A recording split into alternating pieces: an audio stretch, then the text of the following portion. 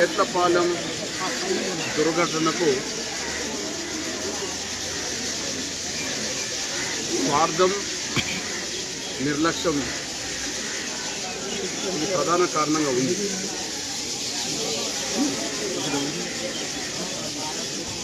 అదే సమయంలో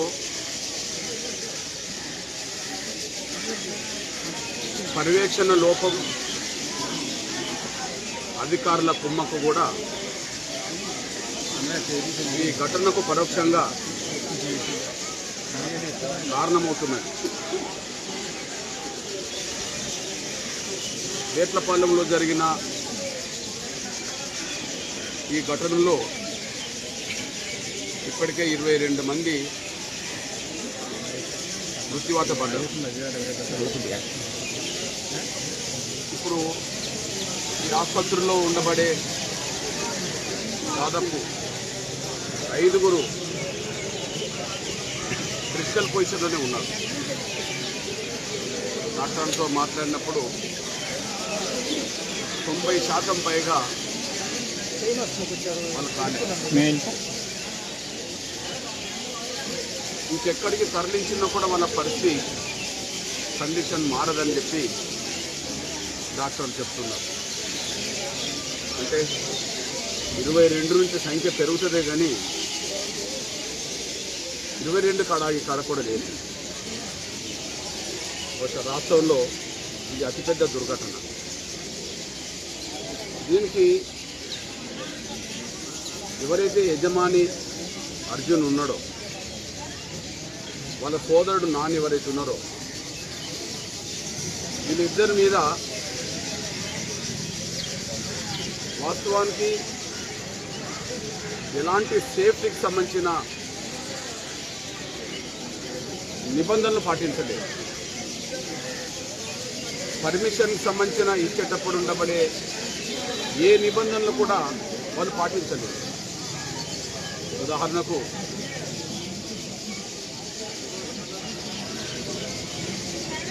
దీనికి పర్మిషన్ 8 మందితో మాత్రమే చేయించుకోవాలి. కానీ వారం రోజుల నుంచి రికార్డు అటెండెన్స్ రికార్డు చూసినా లేదా ప్రతిరోజు వాస్తవాలు చూసినా 70 నుంచి 80 మందితో అక్కడ పని చేయించుకుంటారు. స్పష్టంగా అర్థమవుతుంది. వాస్తవానికి ప్రతిరోజు 70 నుంచి 80 మంది మధ్యలో అక్కడికి కార్మికులు వచ్చేవారు. ఆ రోజు అదృష్టవశాత్తు పెన్షన్ ఇచ్చే రోజు కాబట్టి చాలామంది పెన్షన్ తీసుకోవడానికి వెళ్ళి ఈ పనిలోకి రాలేకపోయారు. వాళ్ళు మృత్యువాతం నుంచి బయటపడ్డారు. అంటే 8 మందితో చేయించుకోవాల్సిన పనిని 80 మంది దాకా అక్కడ పెట్టడం అంటే సేఫ్టీ నిబంధనలను ఉల్లంఘించడం. అంతేకాకుండా పేలుడు పదార్థాలకు సంబంధించింది 15 కేజీల వరకే పరిమితమై ఉంటే 8 మందికే 15 కేజీలకు పరిమితం. మరి 80 మందిని తీసుకొచ్చినప్పుడు, అంటే 10 రెట్లు అదనంగా కూలీలను తీసుకొచ్చినప్పుడు పేలుడు పదార్థం కూడా 10 రెట్లు అదనంగా ఉండడానికి అవకాశం ఉంది. అంటే 15 కేజీలు ఉండాల్సిన పేలుడు పదార్థం 150 కేజీలు.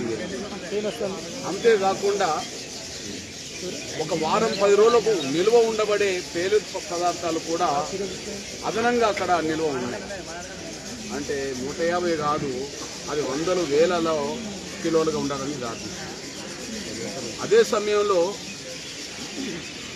అక్కడ ఏ వస్తువులైతే తయారు చేయాలని ఉన్నదో అవి మళ్ళీ నిల్వ ఉన్నాయి.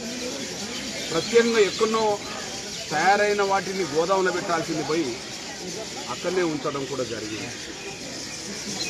ఒక్క మాట చెప్పాలంటే పర్మిషన్ ఇచ్చేటప్పుడు ఏ నిబంధనలు అయితే పాటించాలనో ఆ నిబంధన చేస్తే ప్రమాదం 22 దాకా రావడానికి అవకాశం లేదు కాదు. పేలుడు పదార్థం 15 కిలోలకే పరిమితం చేస్తే ఇంత ప్రమాదం జరిగి ఉండడానికి అవకాశం లేదు. నిల్వ అక్కడనే లేకపోతే ఇంత ప్రమాదం జరిగేది కాదు. పేలుడు పదార్థాలకు సంబంధించిన నిల్వ కూడా అదనంగా లేకపోతే ఇంత జరిగేది కూడా కాదు. దీన్ని బట్టి ఎవరైతే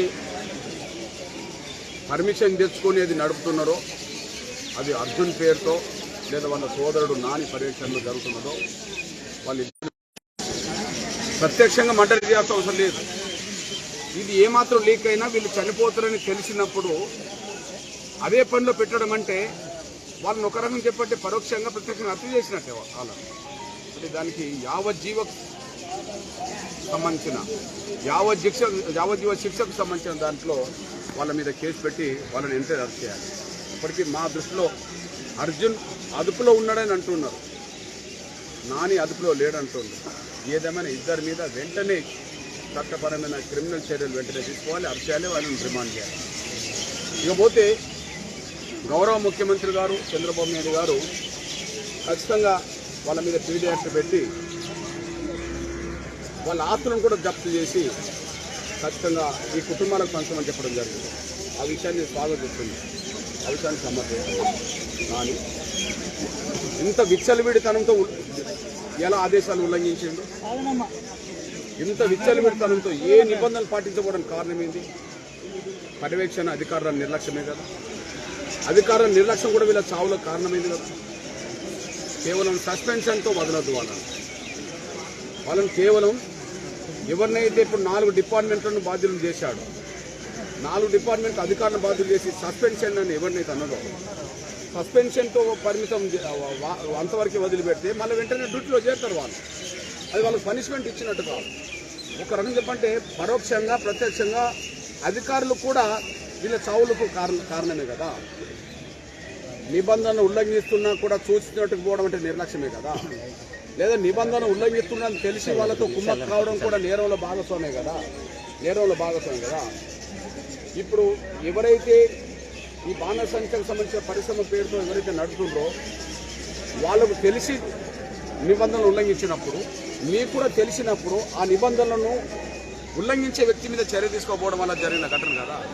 అంటే ఈ ప్రమాదానికి కారణం యజమానే కాదు, అధికారులు కూడా దీనికి కారణమే.